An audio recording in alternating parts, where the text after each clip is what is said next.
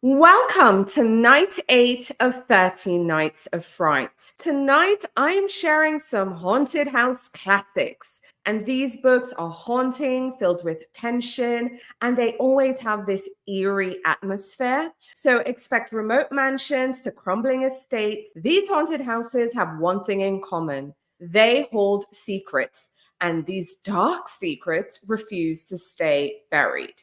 Now, if you're interested in contemporary haunted house books, check out night 4 of 13 Nights of Fright, where I shared 3 new haunted house books.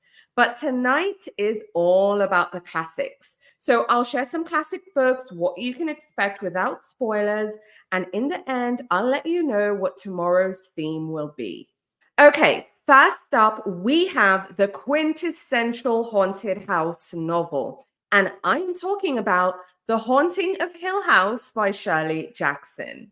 Now, The Haunting of Hill House is one of those books I would pay to read again for the first time because I think this book really helped set the bar for haunted house stories, and it is just a masterpiece of psychological horror. Now, the story follows our main character, Eleanor. She's a bit of a fragile woman, and she's invited to Hill House by a Dr. Montague. Now, Dr. Montague is a paranormal investigator studying, supernatural things. So, alongside Eleanor, though, we have other guests that arrive, and each of them have their own emotional baggage and they have their own things going on. Now, as we see this group settle into Hill House, it seems to be the house. Hill House takes on a life of its own. And we see how the house affects each of the different people, each of the characters, in its own terrifying but very personal ways. Now, I have to say, Shirley Jackson is a genius. She really knows how to blur the lines between a psychological horror and psychological disturbance and an actual haunting. So it leaves readers, myself included, especially that first go round, wondering if Hill House is truly haunted or if the terror comes from within the characters' minds. So expect unsettling atmospheres, complex characters, and the chilling realizations that some houses might not want you to leave. But that's what you can expect in The Haunting of Hill House by Shirley Jackson. If you've already read this book or you want more of a deep dive with spoilers, I have an article over on my blog about it, so I'll include a link in the show notes so you can read more. Okay, so the next book on my list is my personal holy grail. I will admit it's a different kind of haunted house story. This is one that doesn't haunt with ghosts, but instead it haunts with memories.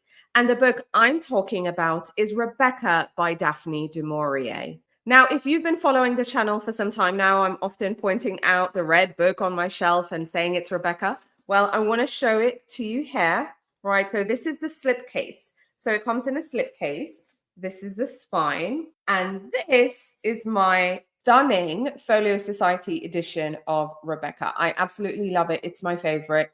I have a couple Rebecca editions, but this is the one we're featuring today. Okay, so Rebecca by Daphne du Maurier, my holy grail, is a Gothic classic.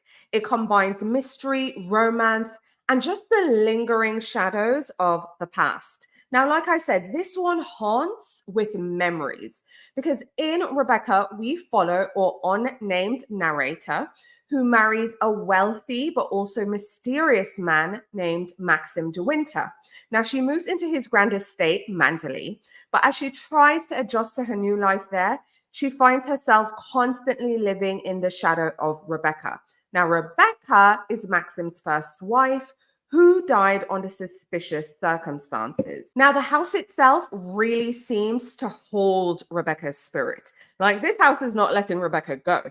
So with every room, every object, and I mean, even the staff calling Mrs. Danvers is still very much devoted to Rebecca's memory.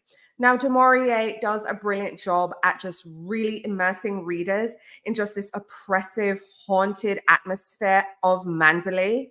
And the new Mrs. De Winter becomes entangled in just a web of secrets, jealousy, and obsession. Now, Rebecca's a haunting story about, the unknown, but also identity, envy, and just what happens when the psychological hold of the past really grabs at you. So yes, It's less about ghosts and it's more about the way people and places can be haunted by memories. But anyway, that's what you can expect in Rebecca by Daphne du Maurier. The next book on my list is a beloved classic of mine. I reread it every so often, and it helps that it's such a short read, so it's really a quick one. And the book I'm talking about is The Turn of the Screw by Henry James. Now, The Turn of the Screw is an incredibly well done haunted house story. And what makes it so good is just the intense psychological horror, and you're never quite sure if what you're reading is supernatural or if it's our main character descending into madness. Now, in this novel, a young governess is hired to care for two orphan children. Now, she's doing this at a very remote English estate. Now, soon after arriving, she begins to see some strange figures on the estate grounds. Now, she's suspecting that these apparitions are the ghosts of former servants of the home and that they have sinister intentions towards the children she's there to care for. But as her obsession with protecting the children grows more and more, as readers, we are left questioning like, are these spirits real or are they a figment of her imagination? Now, Henry James does an amazing job at keeping us readers guessing. We're in a constant state of suspense, but we're so deep in this thick atmosphere and really thick tension. Now, The Turn of the Screw is a masterclass in unreliable narration. And I just shared unreliable narrators on night 7. So add this classic to that one as well, because truly it's a masterclass because nothing is certain. Every detail might be a clue or it might be a red herring. I mean, this story will have you questioning reality and just wondering if how much of what we really fear is actually real or it's just a product of our imagination. So that's what you can expect in The Turn of the Screw by Henry James. All right, so there you have it, 3 haunted house classics that each bring something unique to the genre. But I would love to hear from you. Do you have any favorite haunted house classics? Or maybe perhaps some modern haunted house stories that you'd like to recommend? But remember, if you want some modern, contemporary haunted house stories, I have that on night 4 of 13 Nights of Fright. I'll include the video link as well. But also take this opportunity to catch up on the 13 Nights of Fright playlist. That way you're caught up with everything and you are ready for the next days ahead. And you'll want to get caught up because for night 9, I will be sharing some mysteries and thrillers with spooky settings. Trust me, this is one you don't want to miss as well. But until then, stay spooky and keep the lights on.